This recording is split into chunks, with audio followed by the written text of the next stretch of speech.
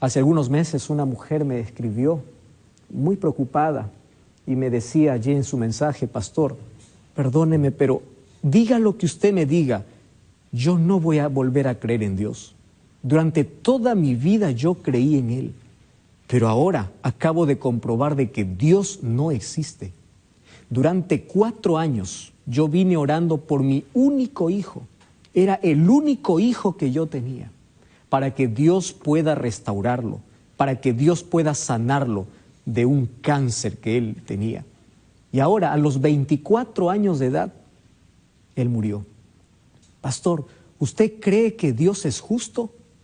Y volví allí a preguntar, ¿usted cree que Dios es justo? La primera pregunta que yo respondí a esta mujer, a esta dama que me hizo esa pregunta, después de contarme toda la tragedia y toda la historia, yo le devolví la pregunta y le dije: ¿tú crees que es justo culpar a Dios? Si tú me dices, si yo creo que Dios es justo al permitir que tu hijo pudiese morir, ¿tú crees que es justo que nosotros podamos culpar a Dios? ¿Tú crees que es justo? ¿Cuántos porqués en tu vida no han sido resueltos? Estuve leyendo un artículo interesante y decía que el 60% de ateos que existen en el mundo son personas que en algún momento creyeron en Dios. Todos creyeron en Dios. Sin embargo, ese 60% tuvieron tantas preguntas en su mente que no consiguieron encontrar respuestas.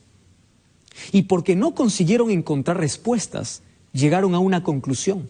¿Y cuál es la conclusión? Dios no existe. Si Dios existiese, ¿por qué permitió esta tragedia? ¿Por qué me quitó a mis padres? ¿Por qué permitió esta situación? ¿Por qué? ¿Y por qué? Y los porqués aumentan en la cabeza. Ahora, el problema no es preguntarse por qué. El problema es preguntar en el lugar equivocado. Y si tú vas a los libros, vas a la ciencia, vas a la filosofía, vas a los argumentos humanos, te van a decir: es verdad, Dios no existe. Porque ¿cómo un Dios de amor es capaz de no hacer nada para que sus hijos no pudiesen sufrir? ¿Cómo es posible? Quedé impresionado. 60% de las personas que hoy dicen no creer en Dios fue porque no hubo respuesta para las preguntas que ellos tuvieron. ¿Y sabes por qué no encontraron respuesta? Porque no fueron a la fuente de la verdad. No fueron a la palabra de Dios. En la Biblia tú encuentras las respuestas para tus principales inquietudes. Es por eso que en este momento vamos a abrir la palabra de Dios para encontrar respuestas y el por qué existe el dolor y el sufrimiento en este mundo. Básicamente, en este momento quiero responderte las 5 principales preguntas que todos los seres humanos nos hemos hecho alguna vez. Yo también me hice alguna vez. Así que yo me siento identificado mucho con el dolor o con el sufrimiento, porque ya también pasé por momentos tristes en mi vida. Y la primera pregunta que los seres humanos nos hacemos es: ¿por qué existe el sufrimiento? ¿Dios creó el sufrimiento? La respuesta es obvia, la respuesta es simple, la respuesta es sencilla de entender. Romanos capítulo 6, versículo 23, dice así: porque la paga del pecado es muerte, mas la dádiva de Dios es vida eterna en Cristo Jesús. Pastor, ¿por qué existe muerte? Por el pecado. ¿Por qué existe dolor? Por el pecado. ¿Por qué existen tragedias? Por el pecado. Pastor, ¿y por qué existe injusticia? Por el pecado. ¿Por qué? Todos tus porqués tienen un origen, tienen una razón de existir. Y para ello tenemos que trasladarnos allá al jardín del Edén, cuando Dios creó a Adán y Eva. En el plan de Dios, en el proyecto de Dios, al crear al hombre y a la mujer, no lo creó para que éste pudiese sufrir. Lo creó para que pudiese ser feliz. Lo creó para vivir eternamente. Pero esa felicidad y esa eternidad tenía una condición. Y la condición era que ellos deberían depender siempre de Dios, deberían ser leales a Dios, deberían obedecer las leyes de Dios. Y Dios allí probó su lealtad. Allí puso en medio del huerto, en medio del jardín del Edén, un árbol.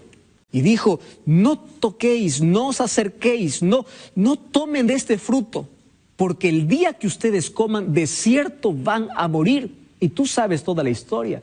Ya lo hemos hablado muchas veces.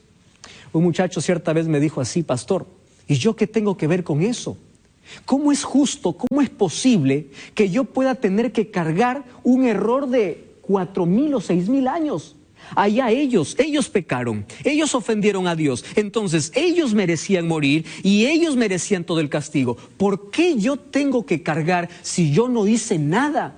Yo no estuve allí en el jardín del Edén. ¿Sabes qué me hizo pensar mucho esa pregunta? Porque yo tenía que darle una respuesta inmediata.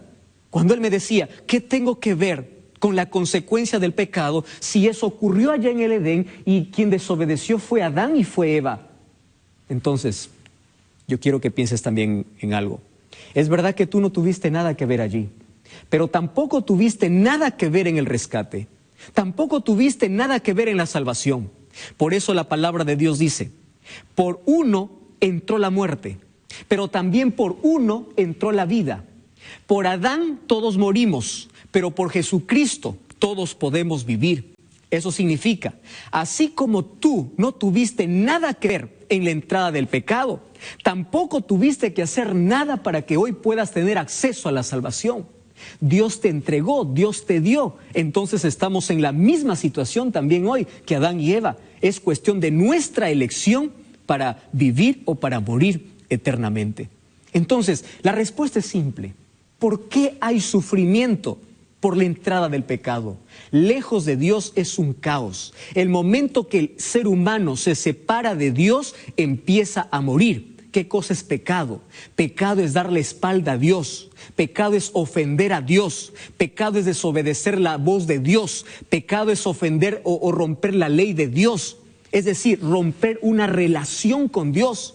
Y cuando uno da un paso al costado de Jesús, cuando uno huye de Dios, entra en el terreno de la muerte, del dolor y del sufrimiento. Y aquí viene una segunda pregunta que los seres humanos nos hacemos. Pastor, ahora entiendo el origen del sufrimiento, pero ¿por qué todos tenemos que sufrir? ¿Por qué? Sabes, los seres humanos sufrimos por 3 razones. Primera razón, la mayor parte de nuestro sufrimiento son solamente consecuencia de nuestros actos. La gran parte de las enfermedades que existen en el mundo y que el ser humano tiene que cargar esa enfermedad en su cuerpo son por desobediencia a las leyes de la salud. Leyes que Dios estableció en su palabra.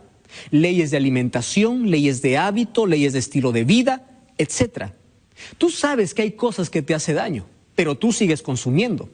Sabes que el alcohol trae cáncer, sabes que el cigarrillo te quita la vida, pero aún sigues consumiendo. Y en tu afán de ser libre en esta vida, no tienes control.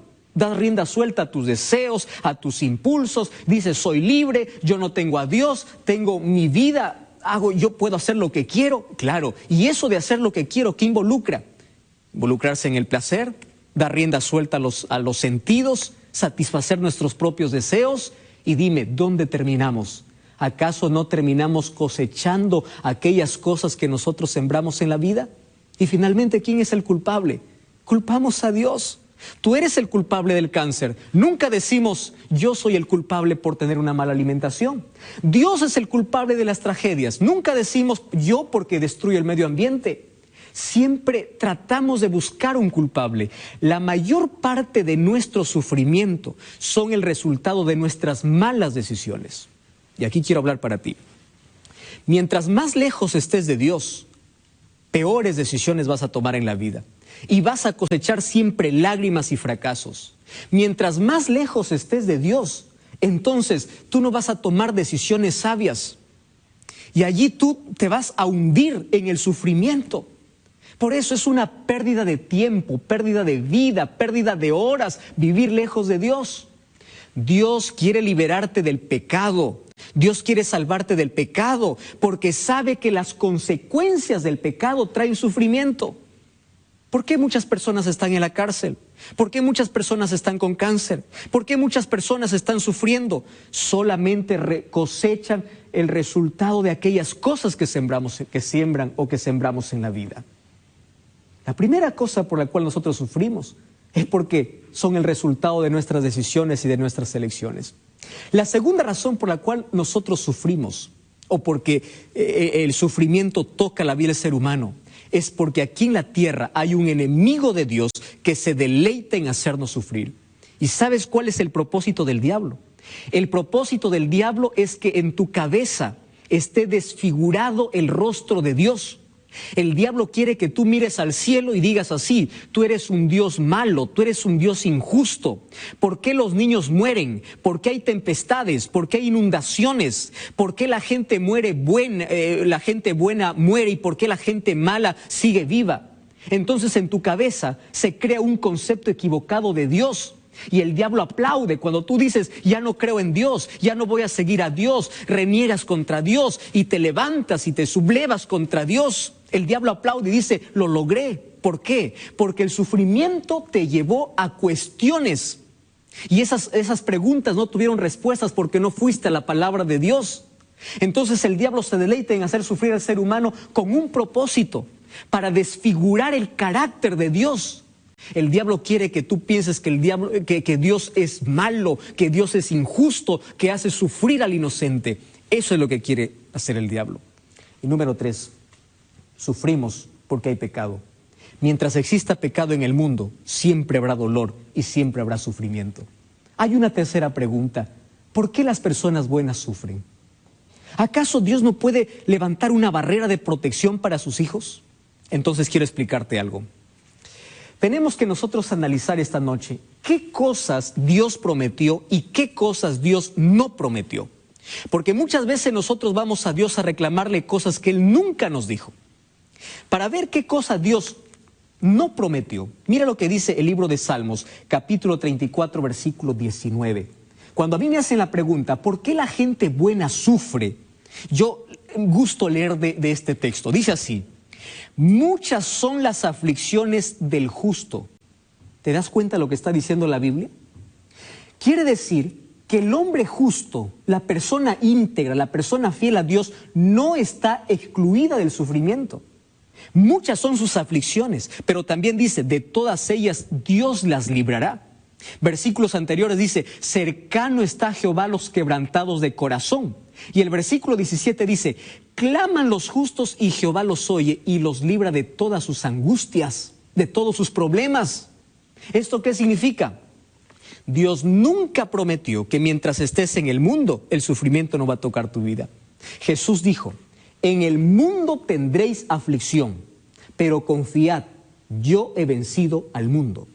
Cuando tú escuches a alguna iglesia, algún predicador que viene y te dice: desde el momento que aceptas a Jesús, tú no vas a tener problemas, aquí paras de sufrir, de hoy en adelante vas a vivir solo en prosperidad, recuérdale que Jesús nunca nos prometió aquí en la tierra vivir sin problemas. Porque aquí en la tierra hay pecado, y la consecuencia del pecado es el dolor, y es el sufrimiento, y es la muerte. Mientras estemos aquí, vamos a sufrir. Es por eso que en San Juan 14:1 dijo: no se turbe vuestro corazón, porque yo voy a la casa de mi Padre y en esas moradas no habrán más dolor. Pero mientras vivamos aquí en la tierra, los buenos y los malos van a sufrir, los justos y los injustos van a sufrir, los inocentes van a morir, porque aquí en la tierra está llena de pecado. Ahora viene otra pregunta: pastor, entonces, ¿cuál es la ventaja de creer en Dios? Si yo voy a sufrir igual. Cierto hombre que tenía una grande embarcación preguntó a un cristiano y le dijo: ¿y tú por qué sirves a Dios? Si te da bien en todo, eres buen comerciante, tienes dinero, tienes familia, todo te va bien, ¿por qué sirves a Dios? No tiene necesidad de Dios. Este cristiano le pregunta a este piloto, porque él piloteaba allí una nave, y le dice: ¿y tú por qué tienes un ancla? ¿Por qué tienes un bote salvavidas? ¿No ves que el tiempo está bueno? Y el piloto le dice: no, es que nadie sabe que se va a despertar una tempestad. Entonces allí el salvavidas es mi única salvación. El cristiano le responde así: Dios es así para mí. Ahora estoy en buen momento, pero ¿por qué yo sirvo y amo a Dios? Porque en las tempestades de la vida yo sé a dónde correr, yo sé a dónde ir. David decía: Dios es nuestro amparo y fortaleza, es nuestro pronto auxilio en las tribulaciones. ¿A dónde corres si no tienes a Dios? ¿A dónde corres? Dime a dónde te vas. Una cosa es sufrir con Dios y otra cosa es sufrir sin Dios. Una persona que no tiene a Dios en el corazón, ante los problemas se enloquece. Ante las dificultades busca la muerte, la gente se suicida. Pero cuando una persona tiene a Dios en el corazón, puede perder el trabajo, pero cuando llega la noche se va a descansar y duerme confiado de que Dios va a proveer todas sus necesidades. Cuando una persona tiene a Dios y pierde un ser querido, llora, sí llora, claro que llora, porque la ida de un ser querido nos causa dolor. Pero Pablo decía, ustedes deben llorar como aquellos que tienen esperanza, no como aquellos que no tienen esperanza. ¿Qué significa tener esperanza? Que hoy yo entierro a mi ser querido, pero sé que cuando Cristo regrese, esa persona va a resucitar y allí no habrá más despedidas, no habrá más dolor, no habrá más muerte, no habrá más lágrimas. Esa es nuestra mayor esperanza. Entonces, querido, vale la pena ser fiel a Dios. Mira, el diablo manda el sufrimiento con un propósito, para destruir al ser humano y para que el ser humano pueda tener un rostro desfigurado de Dios en su vida. Pero Dios